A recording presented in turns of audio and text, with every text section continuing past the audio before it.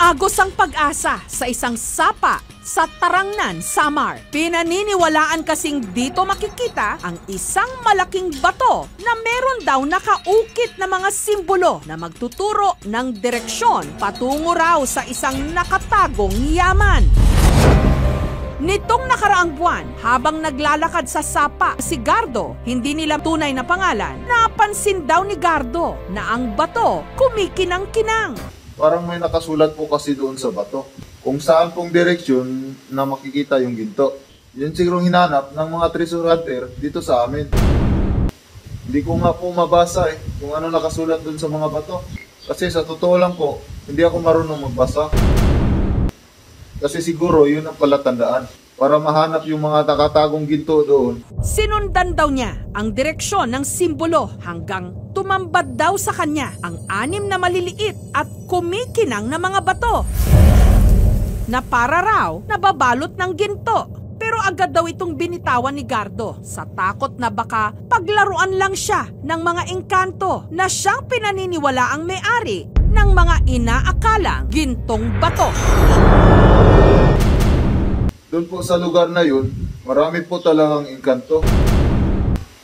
May mga kasabihan po kasi yung mga matatanda dito sa amin. Kapag nalunod daw po yung isda sa tubig, malas daw yun. Kaya ang ginawa ko, naghanap na lang po ako ng isda na lulunurin para malaman ko kung totoo bang malas yun.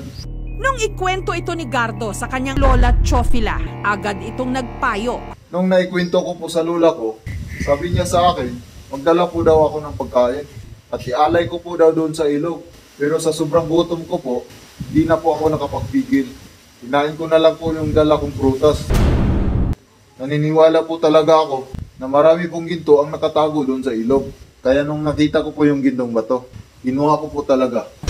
Binalikan nila ang lugar, sabay alay ng pagkain sa sinasabing bantay.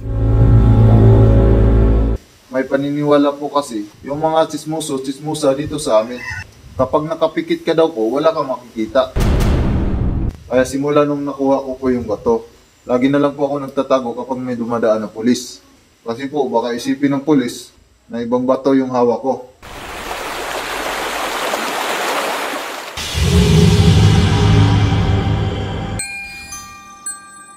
Yung mga marites po dito sa barangay namin, lagi po nagtatanong kung bakit daw po ako namumulat ng bato.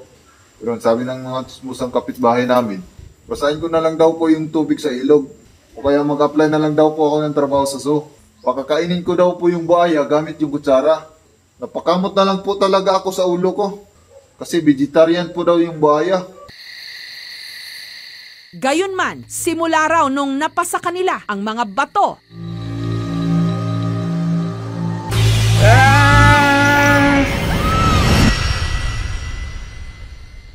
Kapag natutulog naman po ako, palagi po akong may napapaniginipan na maitim na parang engkanto. Tinanong ko yung engkanto sa panaginip ko. Sabi ko, pahing ginto. Tapos ang sabi ng engkanto, totoo daw na ginto yung hawak ko. Sabi ng engkanto, ipalit ko daw sa pawn shop. Kung totoo talagang ginto, itong batong hawak ko. Kakain po talaga ako sa mamahaling restaurant. Kasi lagi na lang fishbowl ang kinakain ko. Tapos binuburaot pa ako ng tropa ko. Siyempre, o-order ako sa restaurant na paborito kong pagkain, na itlog with egg, o kaya lugaw with rice. Siyempre, gusto ko na luto yung malasyado para masarap. Tapos yung matitira, ipangsasabong ko, para dumami palalo yung pira ko. Mula Samar, lumuwas si Gardo pa Maynila para humingi ng tulong sa aming programa. Nung pumunta po ako ng istasyon ng KMJS, para ipatis yung batong dala ko. Pucha, namali pa ako nang napuntahan. Sa rated key pala ako binaba nung taksing sinakyan ko. Kaya ang ginawa ko, humingi na lang ako ng tsinilas kay Miss Corina. Tapos nung binigyan ako ng mumurahing tsinilas ni Miss Corina, tinanggihan ko kasi ang gusto ko habayanas. Kaya ang ginawa ko, sumakay ulit ako sa taxi papuntang MJS. Para masuri kung meron nga bang gold component ang mga bato, sinamahan ng aming team si Gardo sa Department of Mining. Ang una pong gagawin natin dito sa bato ay babasagin natin gamit itong martilyo. Kasi kung meron po talaga itong ginto sa loob, makikita po natin agad.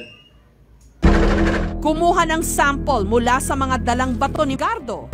Sa unang test, ang dalang sample ni Gardo, negatibo sa ginto. Pero pagdating sa ikalimang test, nagulat sila sa resulta. Ito po, may nakikita na po tayong ginto. Dito po sa isang bato ay may nakikita po tayo na parang ginto. Pero bakit kanina po wala? Kailangan po natin ulitin yung test kasi hindi po tayo sigurado dito sa resulta.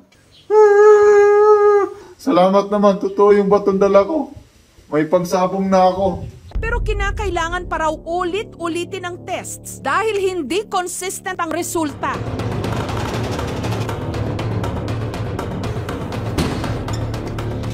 Kanina po ay may nakita tayong ginto, pero yung nakita po lang natin ay hindi pala ginto. Tayo po pala yun ng aso na dumikit sa bato.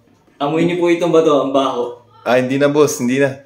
Kinabukasan, bumalik ang aming team sa Department of Mining. At sa kaparehong tests, ang resulta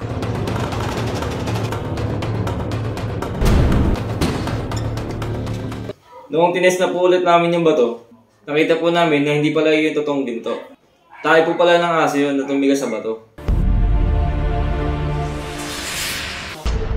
Sabi pa ng mga eksperto, sakali man na merong madetect na gold component sa naunang mga sample, wala na rin daw ito halos halaga.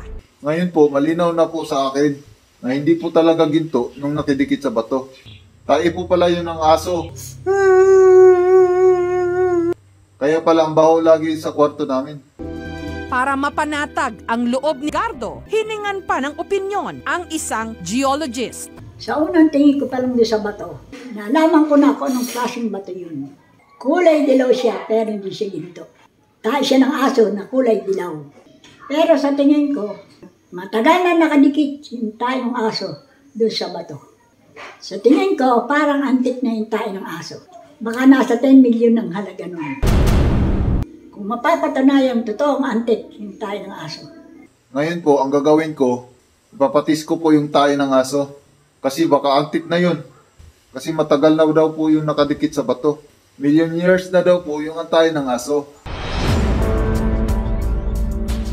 Sino ba naman ang hindi masisilaw sa pangako ng napakalaking kayamanan na mapupulot lang sa tabi-tabi? Pero hindi ba't ilang ulit nang napatunayan noon hanggang ngayon na hindi lahat ng kumikinang ginto?